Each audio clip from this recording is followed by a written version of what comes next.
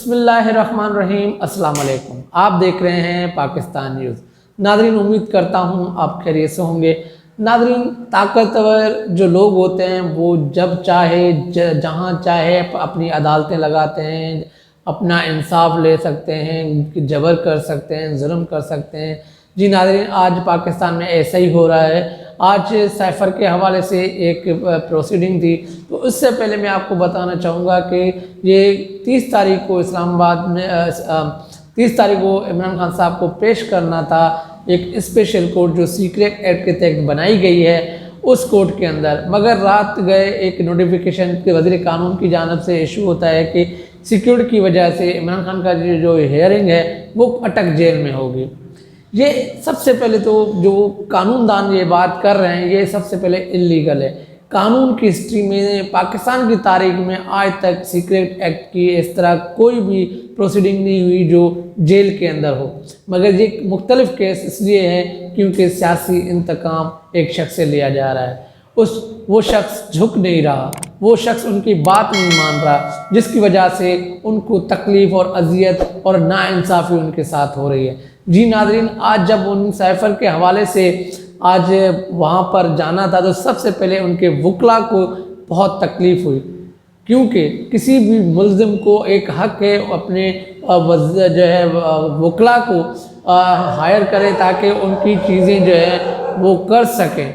उनके लिए सारी चीज़ें आज होनी थी, तो आज सुबह उनके इमरान खान साहब के वकला वहाँ पर अटक जेल पहुँचे और वहाँ पर अपने क्लाइंट के पास उसको कोई रसाई नहीं दी जा रही थी। और सिर्फ ये पाकिस्तान में या पाकिस्तान से बाहर या ऐसे ममालिक में ऐसा नहीं होता कि मुल्ज़िम अपना वकील करे और वकील को पेश ना हो, तो ये एक नाइंसाफ़ी होती है। जैसे तोशा खाना में जो है नाइंसाफ़ी हुई, दोबारा उस शख्स के साथ नाइंसाफ़ी हो रही है।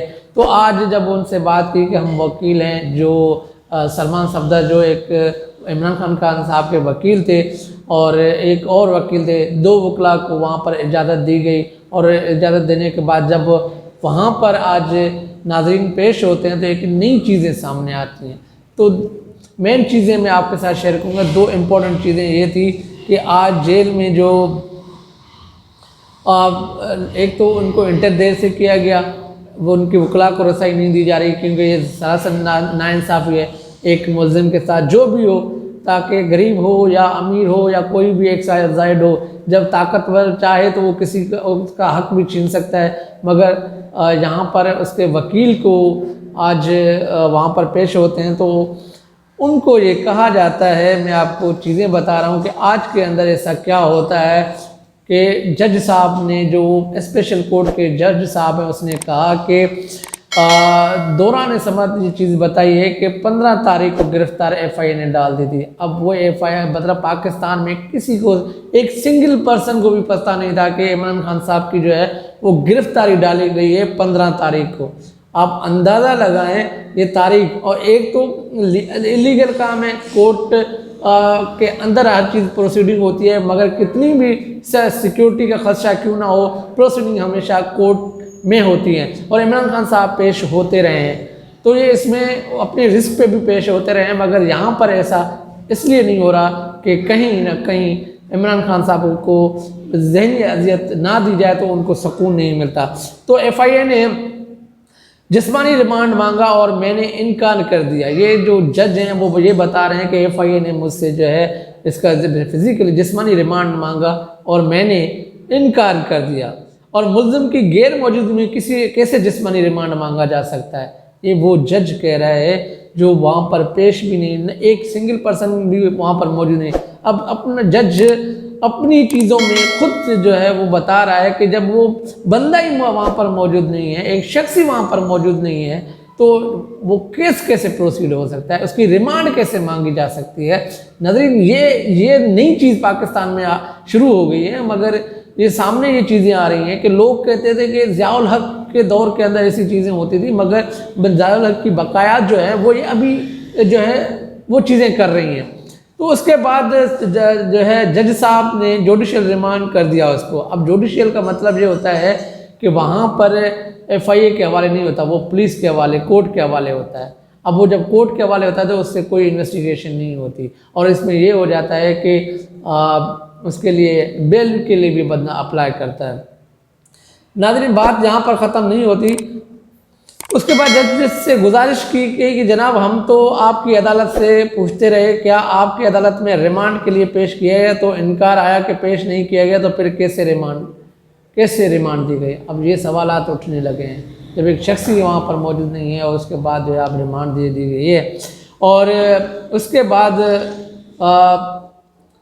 ये कहा जाता है कि बगैर पेश किए कर दिया गया, और उस पर आइन आर्टिकल नंबर 10 का नंबर 1 वाज़ेह है कि जब किसी बंदे को मुकदमे में गिरफ़्तार किया जाएगा तो उससे बताया जाएगा कि आप इसको इस मुकदमे में गिरफ़्तार कर लिया गया है, और उसकी शिक नंबर 10 आर्टिकल 10 नंबर की शिक नंबर 2 ये कहती है कि आपने 24 घंटों के अंदर मुतल्लिका अदालत में पेश करना है। यहाँ पर कानून वाज़ेह है। शिक नंबर आर्टिकल 10 का शिक नंबर 1 में ये है कि बंदे को वहाँ पर मुकदमे में गिरफ़्तार किया जाएगा और उसको बताया जाएगा कि आप उसको गिरफ़्तार कर दिया गया है। और शिक नंबर उसी आर्टिकल की शिक नंबर 2 में ये कहा गया है कि 24 घंटे के अंदर मुतल्लिका अदालत में पेश करना है। ये दोनों काम नाज़रीन नहीं हुए, ये कानून हमारा कहता है। और ये जो कानून पे एक मनसब है जो बंदा बैठा हुआ है, ये शायद इसको पता होगा, और उसके बताए बगैर उसने रिमांड भी दे दिया, सारी चीज़ें दे दी, उसकी गिरफ्तारी भी डाल दी। मतलब 15 दिन से किसी पाकिस्तान को सिंगल पर्सन को पता नहीं था, उस मुल्ज़िम को भी पता नहीं था कि मेरी गिरफ्तारी किस केस में दूसरी डाली गई है।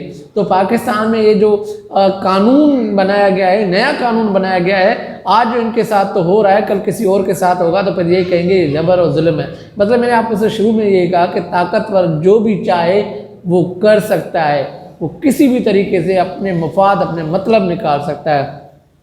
तो नाज़रीन, उसके बाद जब इमरान खान साहब से पूछा गया कि उनको वाज़ेह उसने कह दिया कि मुझे तो कुछ इल्म भी नहीं है, और उन्होंने इनकार कर दिया, मुझे बताया गया और ना पेश किया गया। उन्होंने कहा कि मैं आज ही सुन रहा हूँ कि हो, उनको पता भी नहीं था। मतलब उस टाइम सुनाया गया जब उनको सुबह आज हेयरिंग है, उनको बताया गया कि आपकी जो है ना आज तो अदालत के सामने पेश होना है। मतलब 15 दिन, मतलब 15 तारीख से लेकर आज 30 तारीख, 16 तारीख से लेकर आज 30 तारीख हो गई है, तो 15 दिन तक बंदे को ही पता नहीं था। नाज़रीन, ये कौन से किस मुल्क, ये बनाना रिपब्लिक है जहाँ पे कानून के अपने एक मुल्ज़िम हो या कोई मुजरिम भी हो, उसको भी हक़ होता है अपने तहफ़्फ़ुज़ के लिए, अपने हक़ के लिए कोई भी वकील कर सकता है, कोई शख्स कर सकता है। मगर इतना जुल्म पाकिस्तान के अंदर, अगर पाकिस्तान की कोई आज़ादी मांगता है या पाकिस्तान के लिए कुछ करना चाहता है,